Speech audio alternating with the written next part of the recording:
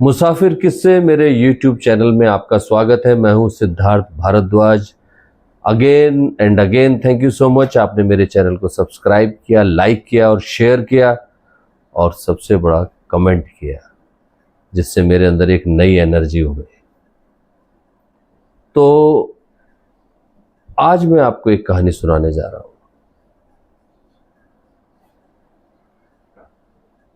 बारिश के मौसम में धूप ऐसे लगती है मानो शरीर को झुलसा देगी, क्योंकि बारिश होने के बाद आसमान बिल्कुल साफ हो चुका होता है और सड़क के किनारे गड्ढों में जो पानी भरा होता है वो बहुत बुरा लगने लगता है कि ये पानी क्यों भरा है, क्योंकि शीशे की तरह चमकता है। मृग तृष्णा टाइप की एक सड़क पे बन जाती है। 3 इंटरव्यू देकर वो ये सोचता हुआ सड़क के किनारे किनारे चलता चला जा रहा था। 3 इंटरव्यू, अभी एक बाकी था जो शाम को 5 बजे होना था, क्योंकि फैक्ट्री का मालिक 5 बजे ही आएगा। वो ये सोचता सोचता चला जा रहा था कि क्यों मैंने फिटर की ट्रेनिंग कर ली ITI में। फिर सोचने लगा कि अगर ये ट्रेनिंग नहीं करता तो फिर क्या करता। पढ़ाई लिखाई तो ज़्यादा कर ही नहीं थी, मन ही नहीं लगता था। पिताजी रोज़ पढ़ाई के लिए बोलते थे, अगर थोड़ा सा और नंबर अच्छे आ जाते तो अगर थोड़े से और अच्छे नंबर आ जाते तो इलेक्ट्रीशियन का कोर्स कर लेता, उसमें ज़्यादा स्कोप है। क्योंकि आज तो चारों तरफ फिटर ही फिटर घूम रहे हैं। ये सोचता हुआ चला जा रहा था। सोचा कि अब 2 घंटे कहाँ काटूं। तो सामने देखा एक छोटी सी दुकान थी चाय की, ऊपर छप्पर डला हुआ। सोचा यहाँ जाके बैठता हूँ, वक्त यहीं काट लूंगा 2 घंटा। वो सीधे चाय की दुकान पर पहुंचा। चाय की दुकान के छप्पर के नीचे 2 लंबे लंबे बेंच पड़े थे। एक बेंच पे बैठ गया था, क्योंकि दोपहर थी, धूप थी, तो ज़्यादा भीड़ नहीं थी। लेकिन सामने एक बहुत ही बुजुर्ग आदमी बैठे हुए थे। रंग उनका कुछ सांवले से और ज़्यादा पक्का, सर पे एक भी बाल नहीं, लंबे लंबे कान, और कान ऐसे लटके हुए थे मानो पूरी जिंदगी के शब्द अपने कानों पे ही रखे हुए हों। तन पे एक बंडी और नीचे तहमत। बंडी वो जो आपने देखी होगी, बनियान जिसमें जेब होती है, और उनके पास में एक लाठी रखी हुई है। उनके सर से पसीने की बूंद निकलती थी और उनके गालों पे से होती हुई उनकी बंडी पे गिर जाती थी। लगता था शायद मुंह में कोई दांत नहीं है उनके, क्योंकि जीभ जिस तरीके से वो मुंह के अंदर चला रहे थे, उससे लगता है कि उनके मसूड़ों में बहुत खुजली होती होगी, तो बार बार जीभ उनकी हिलती रहती थी। काउंटर छोटा सा, उसके पीछे दुकानदार बैठा। दुकानदार उसके पास आया, क्या लेंगे बाबूजी? तो उसने दुकानदार की तरफ देखा, बोला एक सिगरेट देना। दुकानदार ने निकाल के उसे एक सिगरेट दे दी। उसने माचिस उठाई और सिगरेट सुलगाई।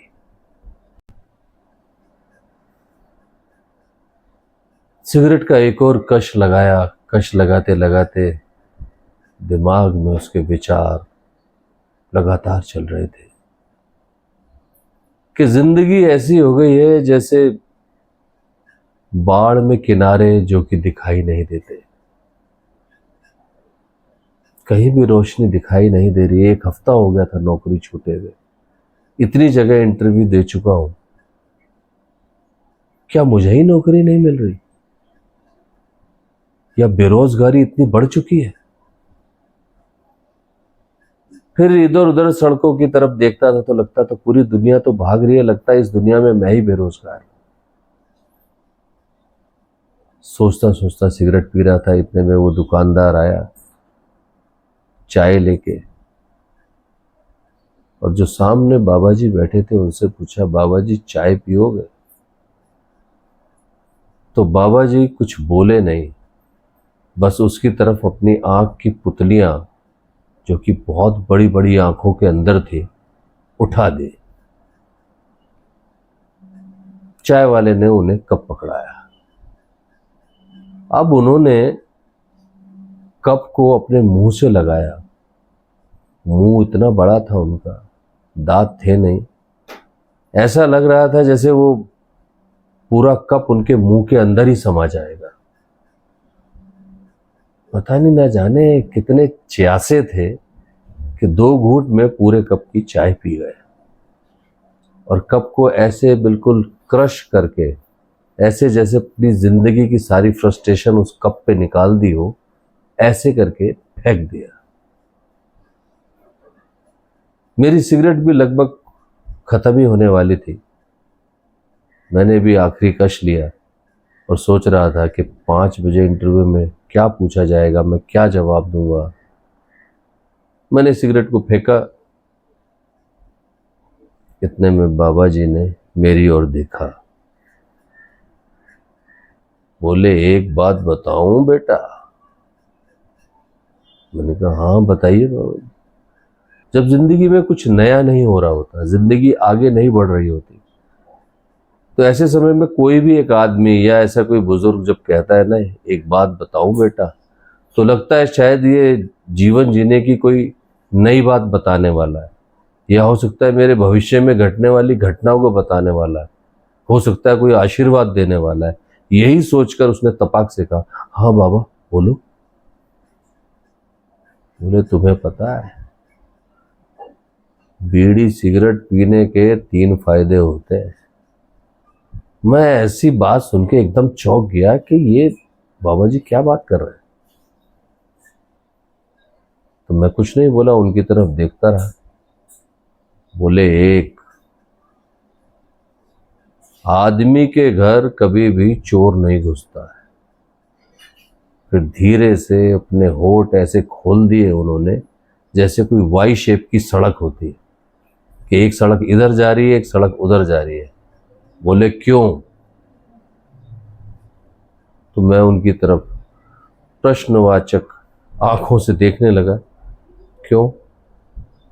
तो उन्होंने कहा, क्योंकि बीड़ी पीने से आदमी खांसता रहता है, तो चोर को लगता है कि घर में कोई जाग रहा है।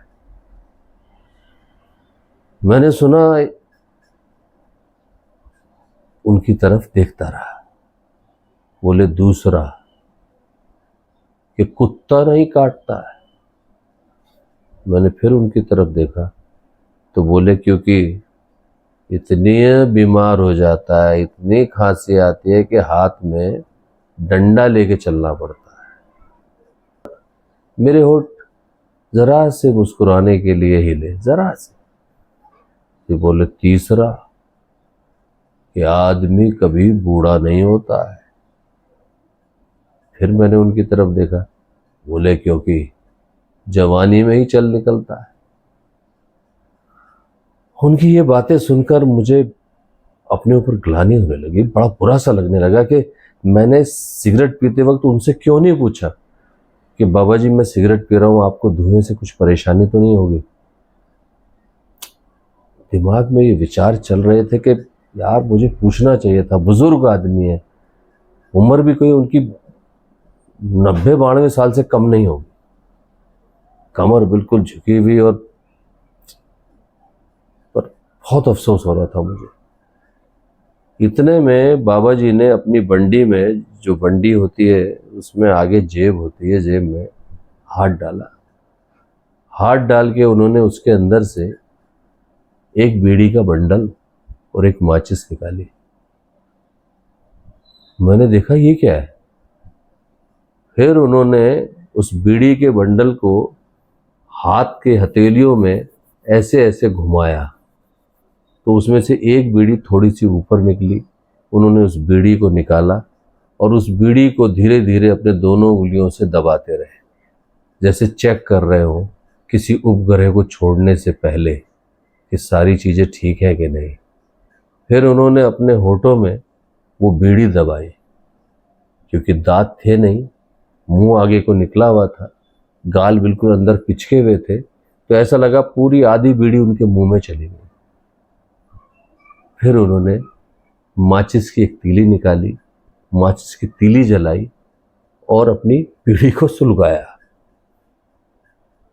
सुलगाने के बाद हाथ हिलाकर माचिस की तीली को बुझाया और वापस अपनी माचिस में रख लिया।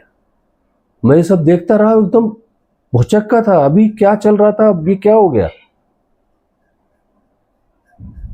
तो बाबा जी मुझसे बोले कि ये जली हुई तीली में माचिस में इसलिए रखता हूं कि जब ये मसाले वाली तीली खत्म हो जाएगी, मैं इसे फेंक दूंगा, तो जो उसे उठाएगा उसे ये आशा रहेगी कि ये भरी हुई है। और ये कहते हुए अंदर ही अंदर हंसे, क्योंकि मुंह में तो बीड़ी लगी हुई थी। फिर उन्होंने बहुत कस के बीड़ी का कश खींचा, कश भी ऐसा कि दोनों गाल मुंह के अंदर शायद आपस में मिल गए होंगे, जैसे शहरों में सबके घर मिले हुए होते हैं लेकिन दिल नहीं मिले हुए होते। फिर धुआं छोड़ते वक्त वो गाल अपनी जगह पर आ गए और बाबा जी की पूरी शक्ल धुआं धुआं हो गई। नाक से धुआं निकल रहा है जैसे फैक्ट्री की चिमनियों से धुआं निकलता है, मुंह से धुआं निकल रहा है। फिर उन्होंने दोबारा कश खींचा, फिर यही गाल अंदर ही अंदर आपस में मिल गए। करते करते 3 कश में उन्होंने बीड़ी को खत्म कर दिया। अब मैं देख रहा था कि अभी मैं क्या सुन रहा था इनके मुंह से कि 3 बातें बीड़ी पीने वाले, सिगरेट पीने वाले को ये कभी नहीं होता, ये नहीं होता, ये फायदे हैं। फिर अचानक उन्होंने अपनी लाठी उठाई। लाठी देखकर लगा मुझे जैसे बिल्कुल ऐसे चमक रही थी जैसे रोज लाठी को तेल पिलाते हो, चमकती हुई लाठी। फिर उन्होंने अपनी लाठी उठाई और जो चप्पल पैरों से निकालकर जमीन पे पांव रखे थे, उन घिसी हुई चप्पलों को पहना और उठ के चल दिए। मैं उनको देखता रहा। वो 3-4 कदम आगे चले होंगे, फिर वो पीछे मुड़े। पीछे मुड़ के मेरी ओर देखा तो धीरे से मुस्कुराए। जरूरी नहीं है कि माचिस में हमेशा भुजी हुई ही तीलियां मिले, कभी कभी मसाले वाली भी मिल सकती है। कहते हुए चले गए और मैं उनको देखता रहा, देखता रहा। Thank you so much. आपको ये कहानी कैसी लगी? अगर अच्छी लगी तो कमेंट ज़रूर करिए और मेरे चैनल को सब्सक्राइब करिए, शेयर करिए, लाइक करिए। Thank you so much. शुक्रिया।